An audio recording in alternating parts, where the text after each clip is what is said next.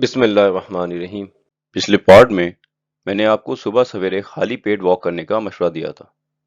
اب میں آپ کو یہ بتانا چاہتا ہوں کہ واک کس طرح سے کریں کہ آپ کم سے کم وقت میں زیادہ سے زیادہ چربی کم کر سکیں، اور یہ بھی سمجھانا چاہتا ہوں کہ واک ہی کیوں، رننگ کیوں نہ کی جائے۔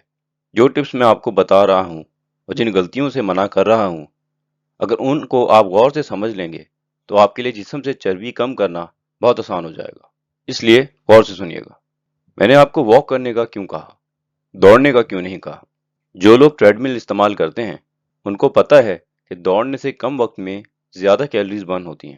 ایک بندہ جس کے پاس 10 منٹ ہوں وہ دوڑے تو وہ اس شخص سے زیادہ کیلوریز برن کر لیتا ہے جو کہ 10 منٹ واک کرتا ہے۔ تو پھر دوڑ کیوں نہیں، واک ہی کیوں؟ اس چیز کو سمجھنے کے لیے ذرا اپنی اسکرین پر اس گراف کو دیکھیں۔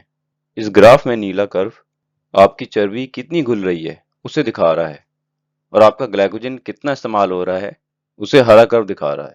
یہ گراف بتا رہا ہے کہ جیسے جیسے آپ کے دل کی دھڑکن تیز ہوتی رہتی ہے آپ کا جسم اتنا ہی کم چربی کو گلاتا ہے، اور زیادہ تر استعمال آپ کے گلائکوجن کو کرتا ہے۔ گلائکوجن کیا ہوتا ہے میں پچھلے پارٹ میں بتا چکا ہوں، اگر آپ بھول گئے ہیں تو اس کو پھر سے دیکھ لیں۔ اسی طرح جتنا کم آپ کے دل کی دھڑکن ہوتی ہے اتنا زیادہ آپ کا جسم چربی کو گلاتا ہے اور گلائکوجن کو اتنا ہی کم استعمال کرتا ہے۔ چونکہ ہم یہاں واک کرنے اور رننگ کرنے کی بات کر رہے ہیں تو یہاں پر دل کی دھڑکن تیز کا مطلب رننگ کرنا ہے، درمیانی دل کی دھڑکن کا مطلب جاگنگ کرنا، اور آہستہ دل کی دھڑکن کا مطلب واک کرنا ہے۔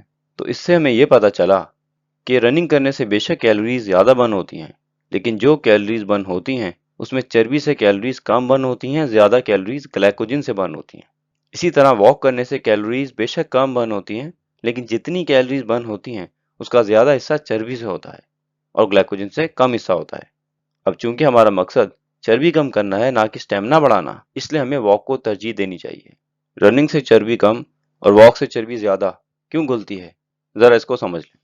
یہ جو فارمولا آپ کو اسکرین پر دکھ رہا ہے یہ آپ کے جسم میں پائی جانے والی چربی کا فارمولا ہے جسے آپ کم کرنا چاہتے ہیں۔ اس فارمولے کے مطابق اگر آپ اپنے جسم سے 10 کلو چربی کم کرنا چاہتے ہیں تو اس کے لیے آپ کو 29 کلو آکسیجن کی ضرورت ہوتی ہے، اور یہ دونوں مل کر 28 کلو کاربن ڈائی آکسائڈ اور 11 کلو پانی بن کر آپ کے جسم سے باہر آتے ہیں۔ اگر ہم آکسیجن کی بات نہ کریں تو آپ کے جسم کی 10 کلو چربی آپ کے جسم سے 8.4 کلو کاربن ڈائی آکسائڈ اور 1.6 کلو پانی بن کر باہر نکلتی ہے۔ کاربن ڈائی آکسائڈ آپ کے سانس سے باہر نکلتی ہے اور پانی آپ کے پسینے، پیشاب، پوٹی وغیرہ سے باہر آتا ہے۔ دوسرے الفاظ میں جسم کی چربی آپ کے سانس اور پانی سے باہر نکلتی ہے۔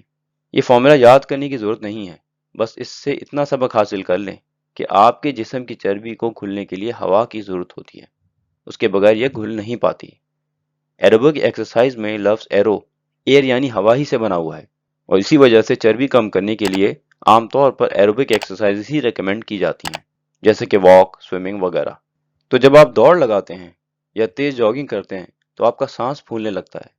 سانس پھولنے کا مطلب ہوتا ہے کہ آپ کے جسم کو جتنی آکسیجن چاہیے اتنی مل نہیں پا رہی، تبھی آپ کو فوراً تھکاوٹ بھی ہونے لگتی ہے۔ تو چونکہ جسم میں آکسیجن کی کمی ہو رہی ہے تو آپ کا جسم چربی گلانے کے بجائے زیادہ تر انرجی گلائکوجن سے حاصل کرنے لگتا ہے، کیونکہ جسم کو گلائکوجن کے استعمال کے لیے ہوا کی زیادہ ضرورت نہیں ہوتی پر چربی کو ہوتی ہے۔ تو اس سے ہمیں یہ پتہ چلا کہ ہمیں صرف یہی نہیں دیکھنا ہوتا کہ ہم نے کیلوریز کتنی برن کی ہیں، ہمیں یہ بھی دیکھنا ہوتا ہے کہ کیلوریز جو برن کی ہیں وہ چربی سے کی ہیں یا گلائکوجن سے۔ جاری ہے۔ اگر آپ کا کوئی سوال ہے ضرور کمنٹس میں پوچھیں۔ ویڈیو پسند آئی ہے تو دوسروں سے ضرور شیئر کریں تاکہ وہ بھی اس سے فائدہ اٹھا سکیں، اور چینل کو سبسکرائب کرنا نہ بھولیں۔ اللہ تعالیٰ ہم سب کے علم میں اضافہ فرمائے۔ ربی زدنی علما۔ جزاک اللہ خیر۔